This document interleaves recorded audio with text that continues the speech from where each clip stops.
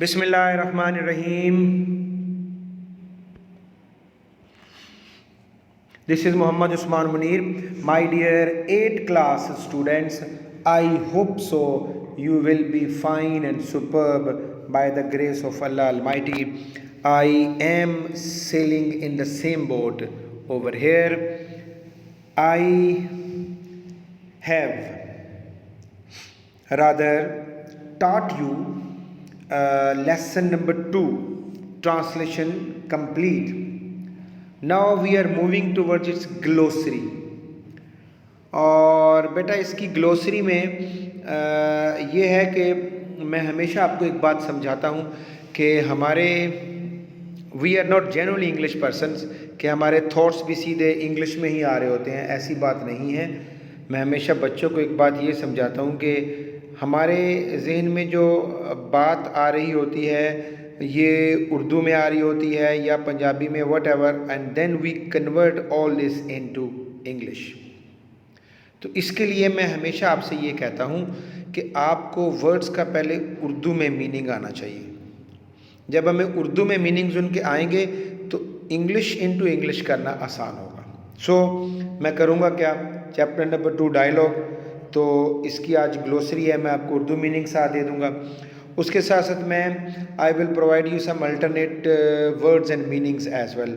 I hope so you will be with me, और you must have your registers and ball points along with you. तो let's start glossary my dear students. Glossary here, जिसको उर्दू में फरहंग कहते हैं। Here we have the first word deficiency. तो deficiency को बेटा कमी कहते हैं, कमी को कहते हैं। किसी चीज़ की कमी, किसी चीज़ की कोताही को डेफिशिएंसी कहते हैं। लैकिंग समथिंग और shortcoming, both are correct. मैं नहीं समझता कि इनमें कोई मुश्किल है, तो हो जाएगा। नेक्स्ट है बेटा हैज़ थॉट इट फिट, बेहतर ख्याल किया है। हैज़ थॉट इट फिट, बेहतर ख्याल किया है। और इसको दूसरे सेंस में भी ले सकते हैं, मुनासिब सोचा, ख्याल किया है, मुनासिब सोचा। और has thought it proper, has thought it proper, it's synonym. Number next देख लीजिए बेटा, गो इन फॉर का मतलब है इख्तियार करना, किसी चीज़ को अपना करियर बनाना, जिसको कहते हैं ना go in for. To choose something as one's career, as one's career, किसी चीज़ को अपना करियर बनाना और इख्तियार करना। नेक्स्ट है बेटा पर्टिकुलरली, और पर्टिकुलरली का मतलब होता है ख़ास तौर पर या बिलखुसूस या ख़ास कर, तो it's synonym is specially. Next है बेटा रिकवर्ड। तो रिकवर्ड का मतलब है बीमारी से सेहत पाना, बीमारी से सेहत पाना।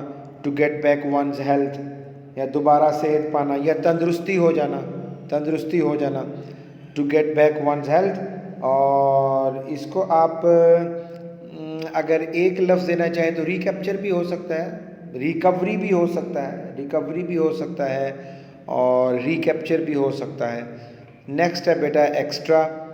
तो एक्स्ट्रा जो है ये है फालतू या ज़्यादा कह सकते हैं, या मैम कोई चीज़ मामूल से ज़्यादा हो तो उसे कहते हैं जी एक्स्ट्रा, या ज़ायद होना। मोर देन और बियॉन्ड व्हाट इज़ यूजुअल, या इसको अगर आप एक वर्ड देना चाहें तो बेटा एडिशनल, यस एडिशनल कहते हैं आप इसे।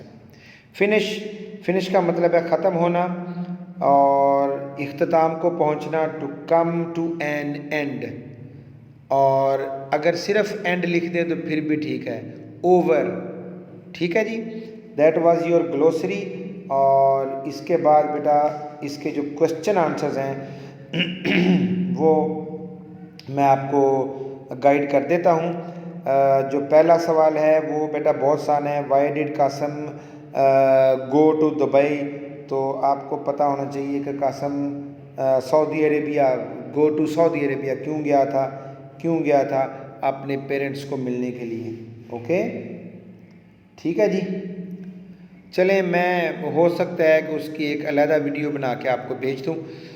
तो that was all from the glossary. और इसके लिए होम असाइनमेंट में इसको आपने लिख लेना है, याद कर लेना है, और जो मैंने हट के मीनिंग्स बताए हैं वो भी आपने कर लेने हैं। आई होप सो कि आप जब ऐसे करेंगे तो मैं जो एक अक्सर बात कहा करता हूँ, practice makes a man perfect, तो आपकी परफेक्शन लाजमी आ जाएगी।